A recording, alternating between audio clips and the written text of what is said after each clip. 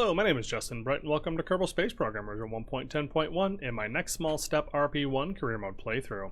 We have here on the pad yet another Titan 3F rocket that is bringing up supplies to Lunette Station. So we are go in just 2 more seconds. 1, 0. We have ignition and liftoff of the Titan 3F, just a lovely thing.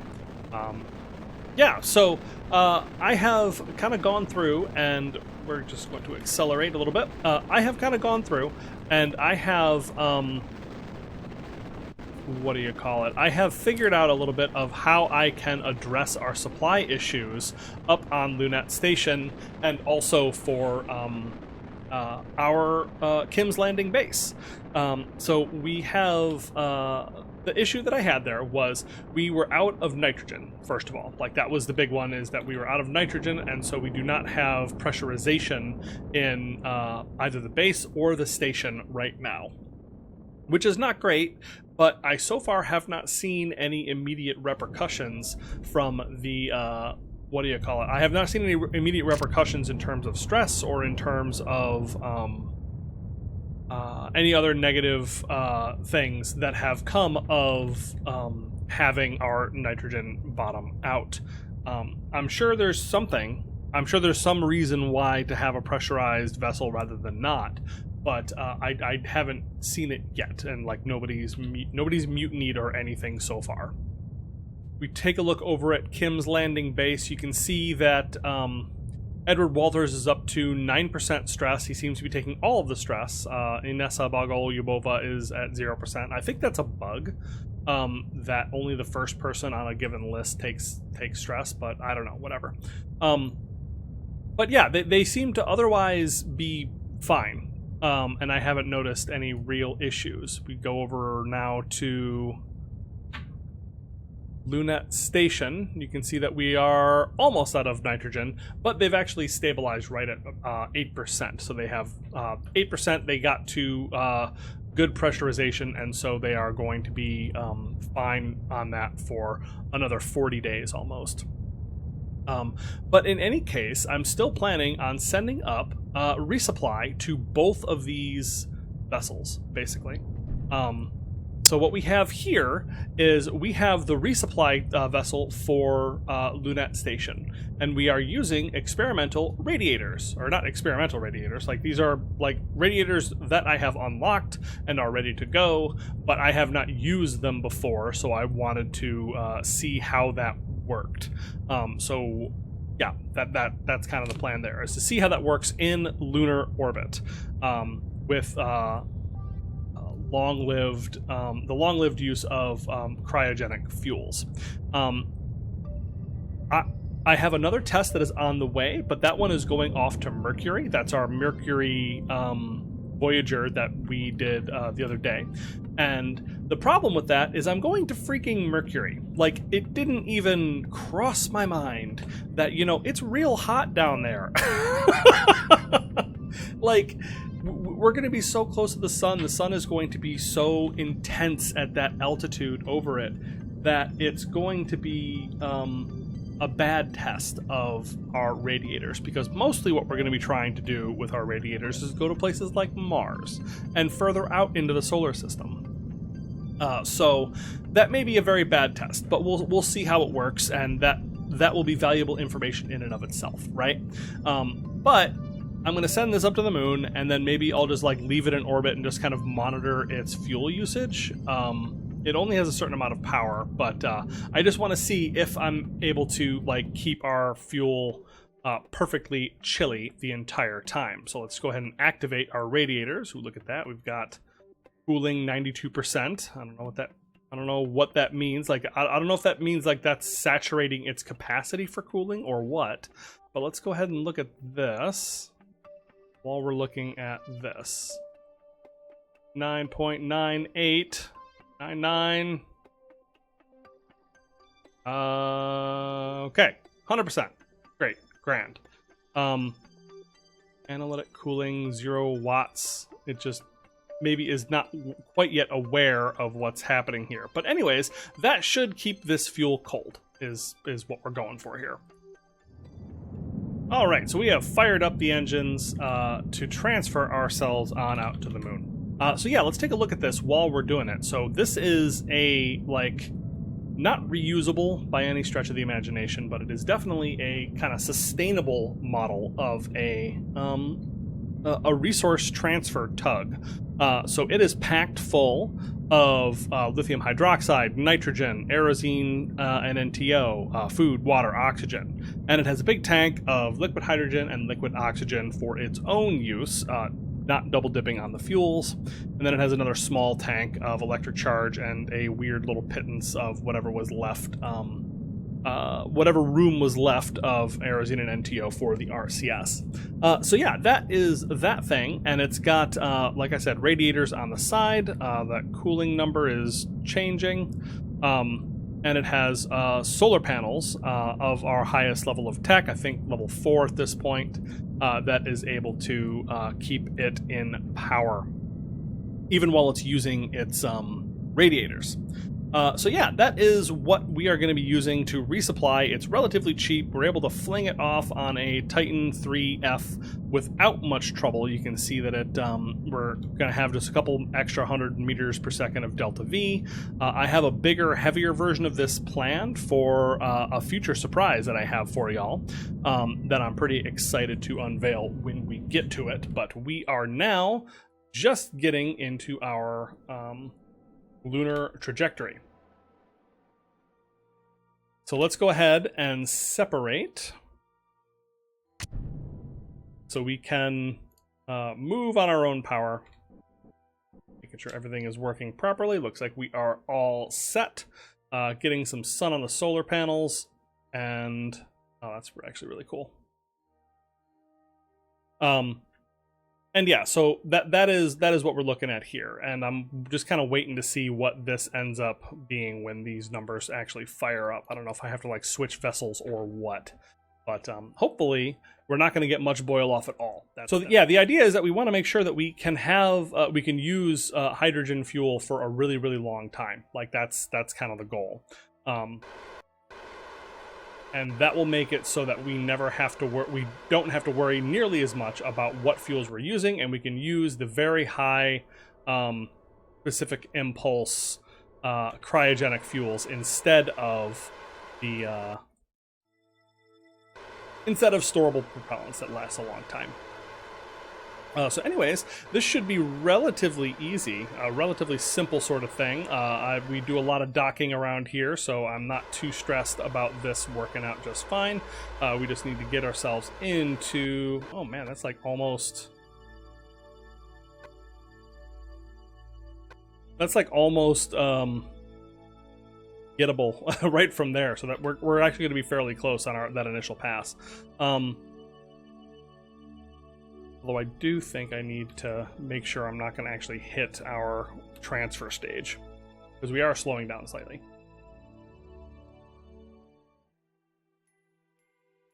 Hey, here we go. All right, so we are coming into circularize, and I saw it happen. It went by. It looks like it actually has like null values whenever it's not actually in use. Or it doesn't display any values. But yeah, there was a moment where it was actually cooling, and yeah, that was pretty exciting. But the key thing to note is that I lost like 5 or 6 units, as opposed to a lot more than that I had definitely have gotten or lost had I not had the radiators. So that's not a very scientific test, because I haven't tested anything else on that, and I don't have any kind of control. However, that should give us kind of an idea that we're able to keep this going for quite a while. The cooling number is pretty high, so I'm wondering if that means that these are saturated to the point where like they're cooling as hard as they can, but there's still a little bit more cooling to do, because we are getting some amount of boil off loss that did scan by really quickly. So what I'm planning on doing is docking and what do you call it? We're going to dock. We're going to transfer our fuel, and then I'm going to leave this in orbit of the moon, and then like come check on it in like a couple of months. Is really what I'm going to do, and then we're going to see what kind of losses that we get out of that. All right, so we're just fixing up our final encounter. I'm just holding down RCS forward right now, and that is just bringing down our separation pretty darn quickly. Hopefully we'll be able to just get all the way there using this, but we may have to manipulate it in other directions just a touch. Because you can see our ascending node is all the way up there, so we're going to need to move that a little bit down before we're able to really call this an encounter, because that even though it's just a tiny bit off, it's enough that it's our relative inclination is enough that it's going to make it a little bit of a pain. And you can see that it was able to get quite a bit closer that time. All right, so we are coming around on our final approach to Lunette Station.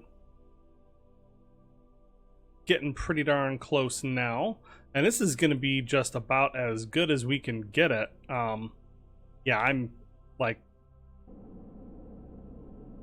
pretty darn happy with this particular rendezvous attempt.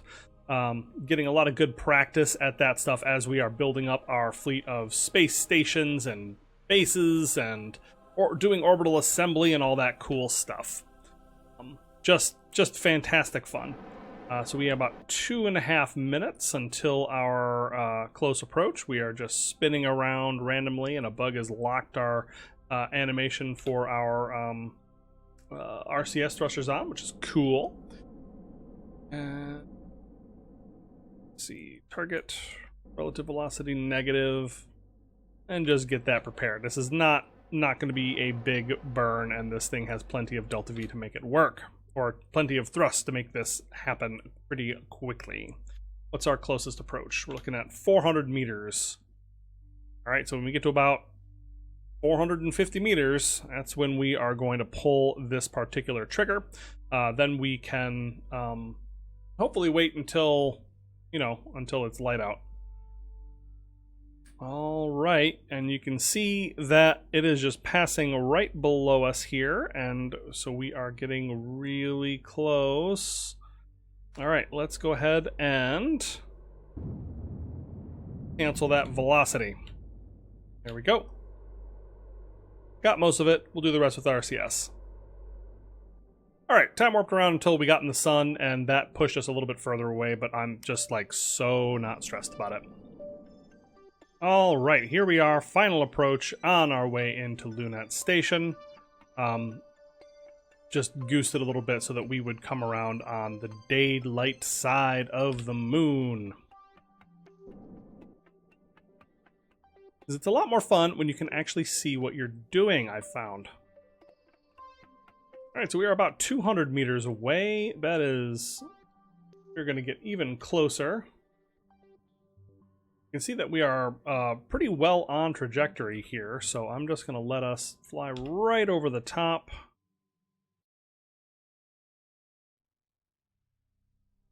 And right about here, you're going to fire up the engine and cut that velocity. And bounce it in the other direction, but that's fine too. All right, you can see we are sliding our way down.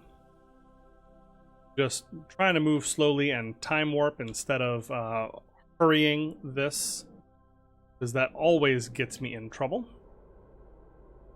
Moving at a leisurely 0.5 meter per second for the bulk of our travel here.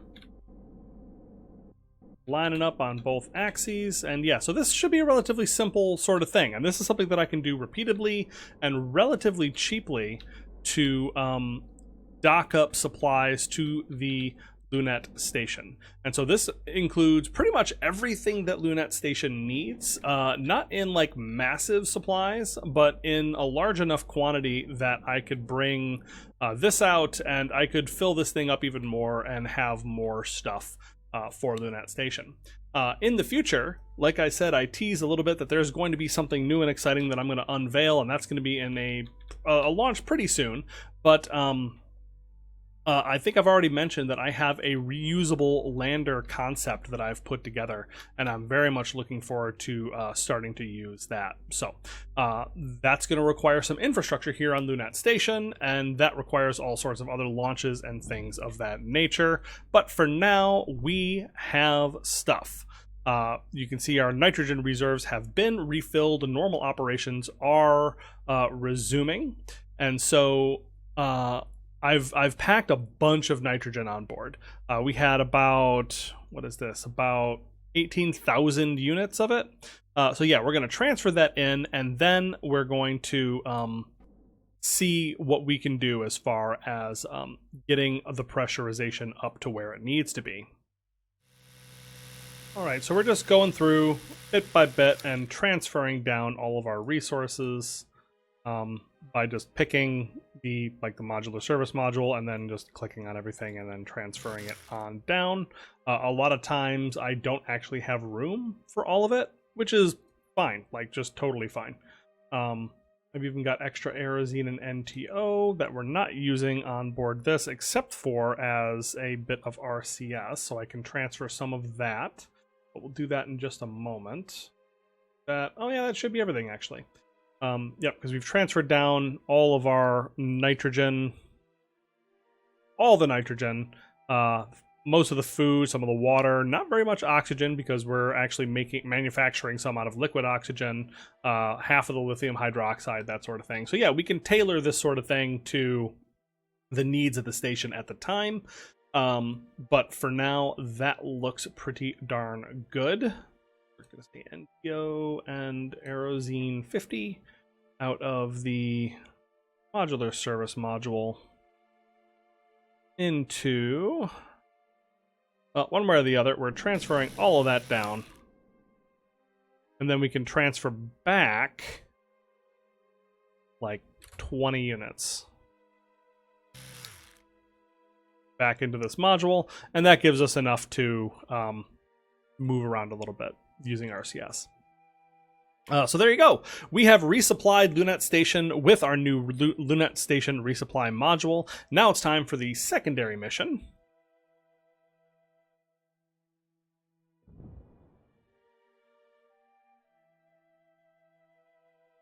As this undocks and pushes away,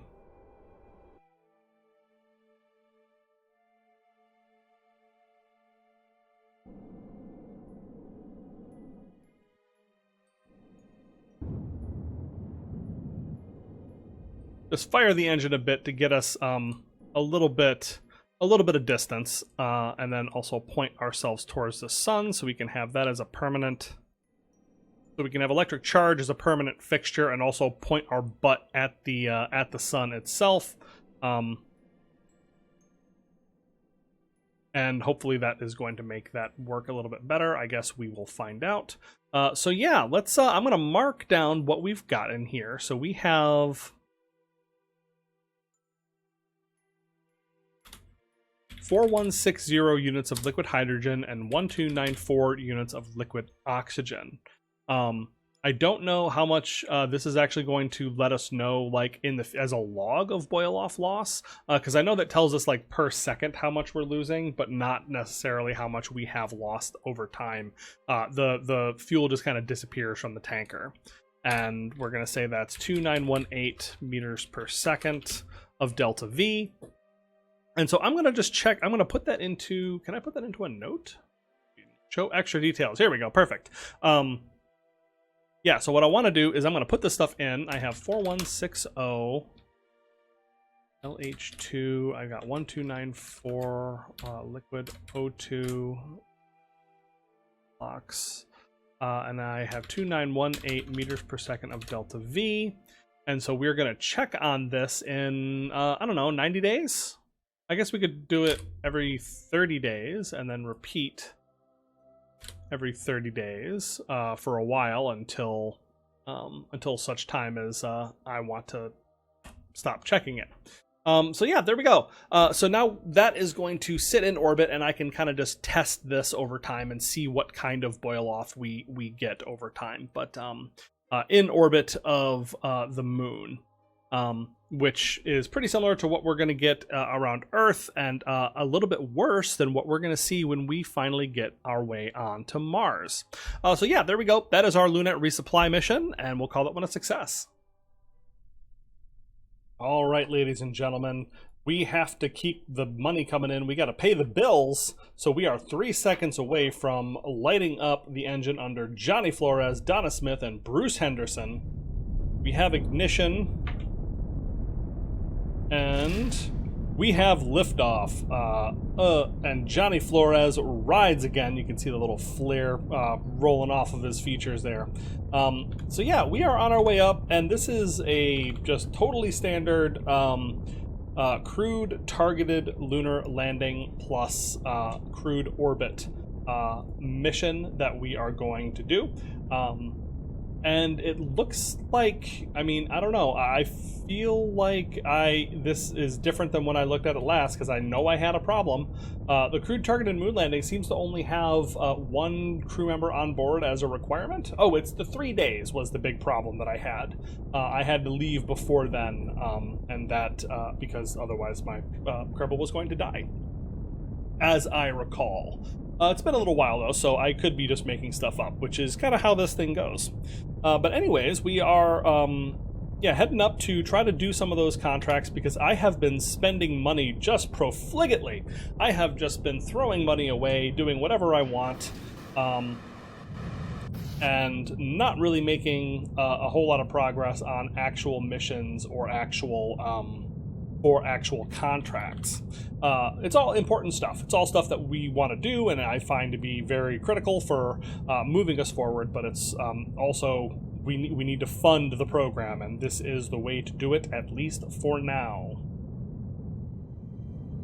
All right, getting ready to fire up our final stage.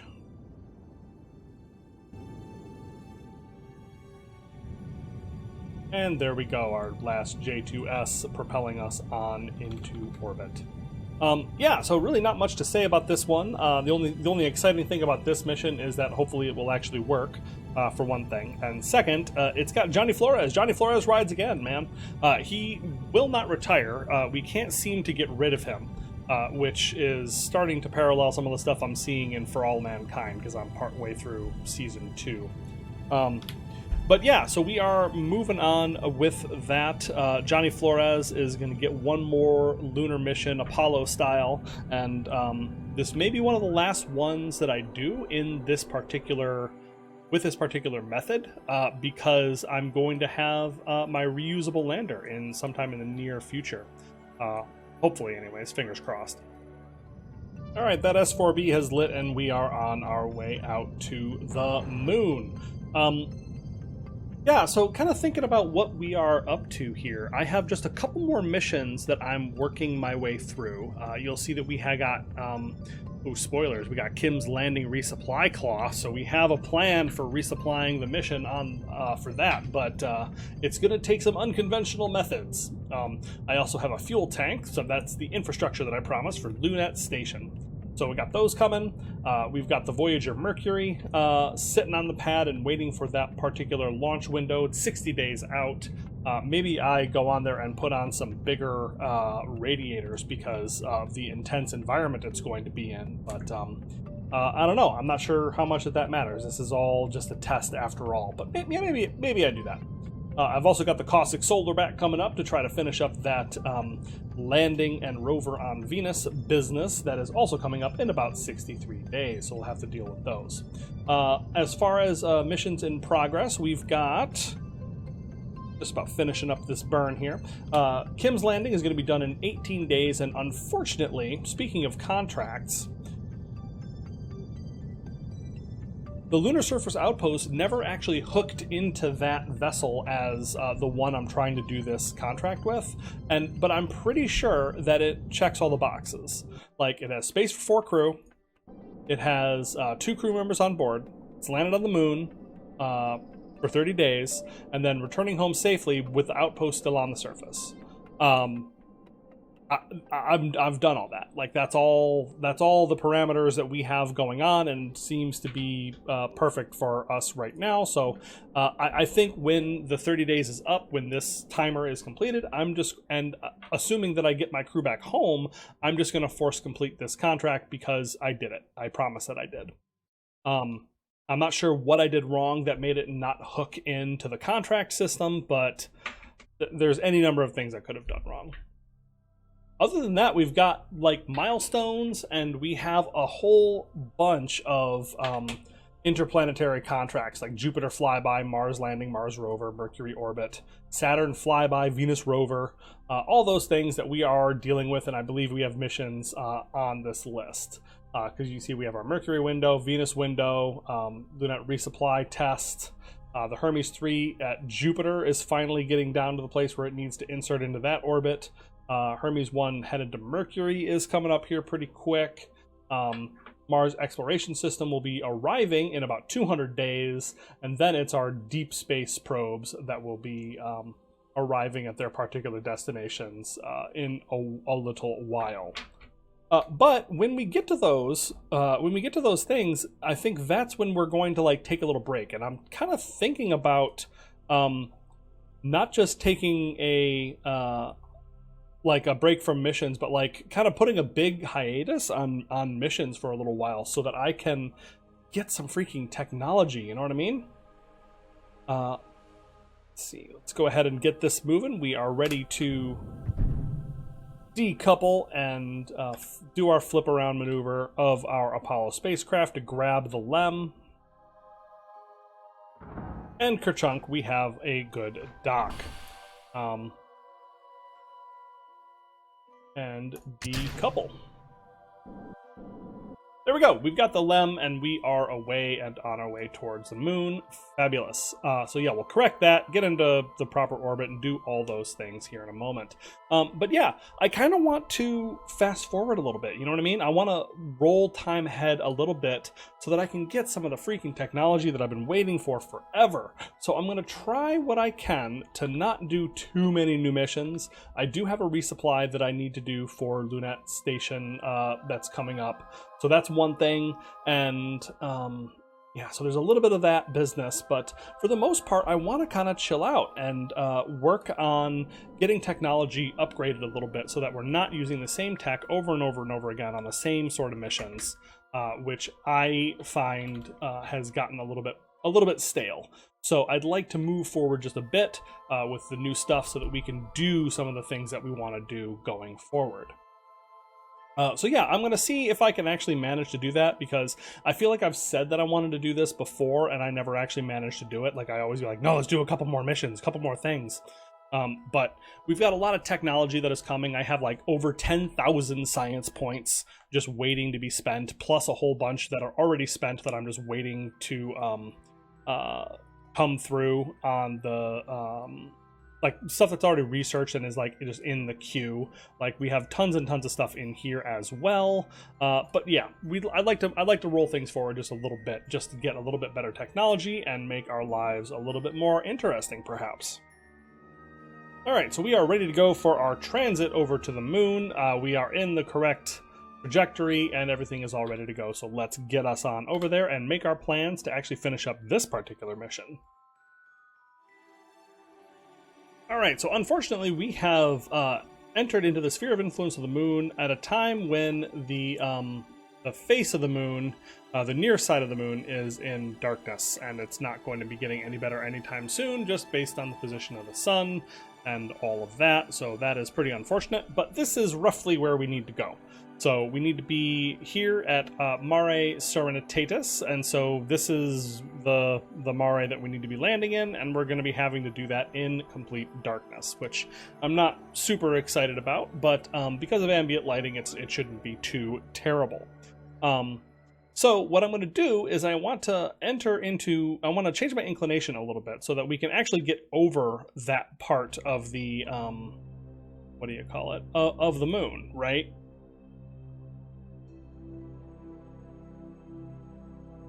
And so out here is the right place to do it. So we want to have an orbit kind of like kind of like this, nice and low over the surface of the moon, but in the area that we want to be in.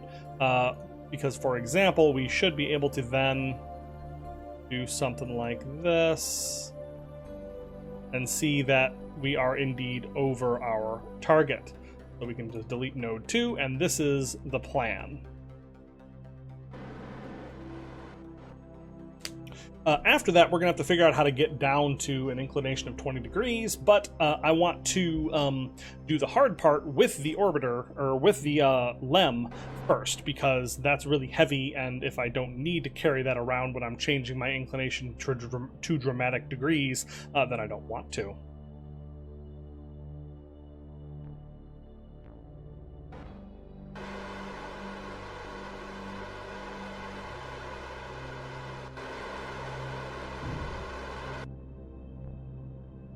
Alright, engine has fired up.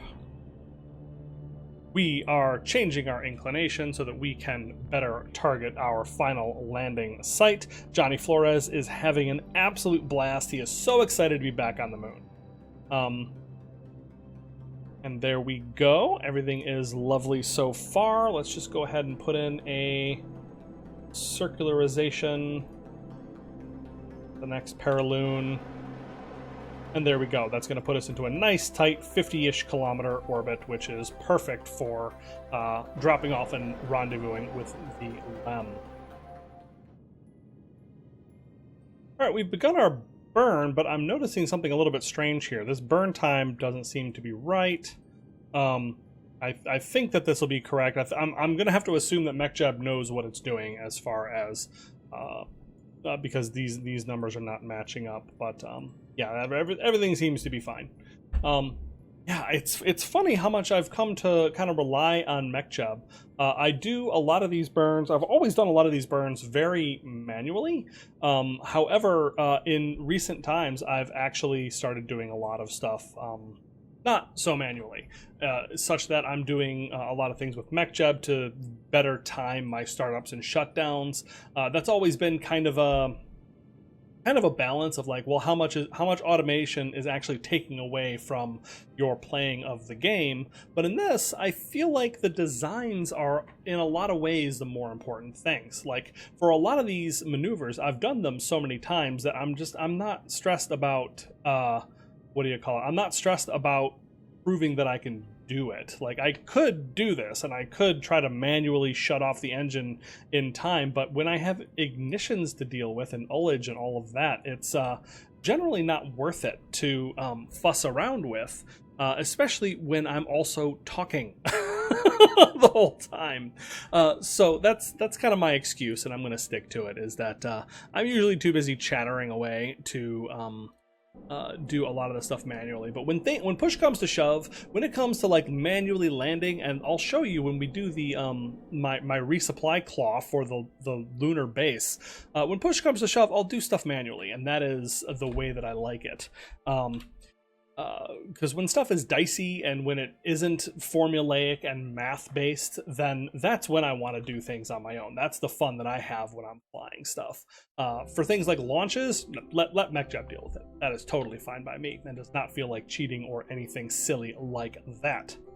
All right, so let's go ahead and figure out where we need to descend. I'm really just kind of curious at this point that we've done things properly, and here it is. There it is. That's perfect. Perfect. Look at that. We have a nice broad stretch. That is Mare Serenitatis. Looks like there's a little bit of lowlands in between. Nope.